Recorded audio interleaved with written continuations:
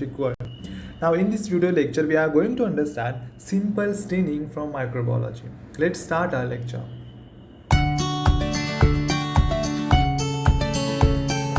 So first we are going to understand the introduction. Now see, the staining is a technique which is used in microscopy to enhance contrast in the microscopic image. We know that we are observing each and every microorganism under the microscope, and to enhance that image we are using the staining technique. There are stains and dyes are frequently used in the microbiology or biology to enhance or to view the tissues, often with the aid of different microscopes. Bacteria have nearly the same refractive index as water. Therefore, when they are observed under a microscope, they are opaque or nearly invisible to the naked eyes. Now see, the microscope, under microscope we are seeing the bacteria and all that stuff, but they are invisible to naked eye. Why? Because their refractive index same as water. Different types of staining methods are used to make the cells and their internal structures more visible under the light microscope. There are different types of microscopes used to see or to view the object, that is a microorganism. But each and every microscopy depends on their own mechanism.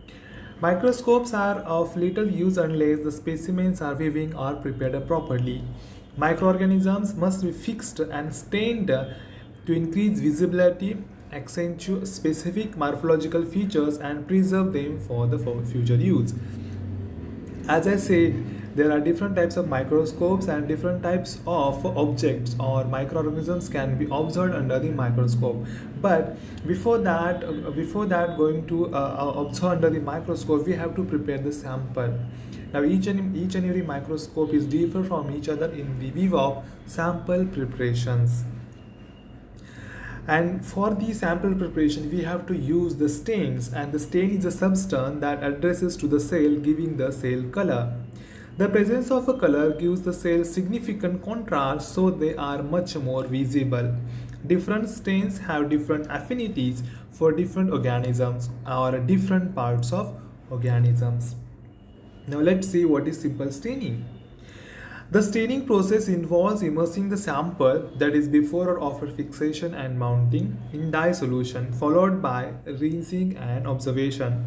The stain can be poured drop by drop on the slide.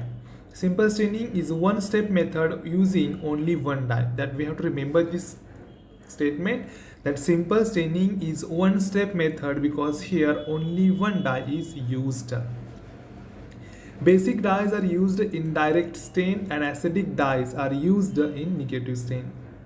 Simple staining techniques is used to study the morphology better. This we have to remember why we have to use or why we have to do the simple staining. So to study the morphology better, to show the nature of the cellular content of the exudates, and also to study the intracellular location of the bacteria. Commonly used simple stains are methylene blue. Methylene blue is commonly used in simple stain as a stain. Dilute carbofuchsin, that is provide the color contrast but impart the same color to all organisms in the smear. And polychrome methylene blue. These three stains are used in the simple staining. Now let's see the procedure. Here now first we have to take slide, that is grains-free slide, and we have to do air dried first, that's air dried slide. Okay, and we have to keep our culture on the slide and we have to make a simple smear.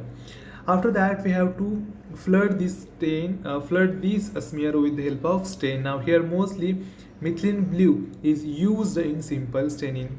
Then we have to fix that. After fixing we have to wash that with the help of tap water. Okay, now here we have to add water drop by drop.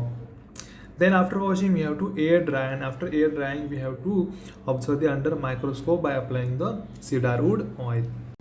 Now in the microscope we can observe like this. Now we can see the microorganisms or simple bacteria on this slide, which is colored against the colorless background. Now see, the bacterial cells usually stain uniformly, and the color of the cell depends on the type of dye used. If methylene blue is used, some granules in the interior of the cells of some bacteria may appear more deeply stained than the rest of the cell, which is due to the presence of different chemical substances. As I told you, in the result or under this microscope, we can see colored bacterial cells and the colorless background. So then and then we can observe only the microorganisms with their simple staining. Notice the mechanism behind this simple staining. See, the bacteria has a large number of carboxyl group on its surface, and these carboxyl group has negative charge. Now we have to remember this bacterial cell surface contains carboxyl group, and this carboxyl group has a negative charge. Now let's see what happens. During the ionization, what happens?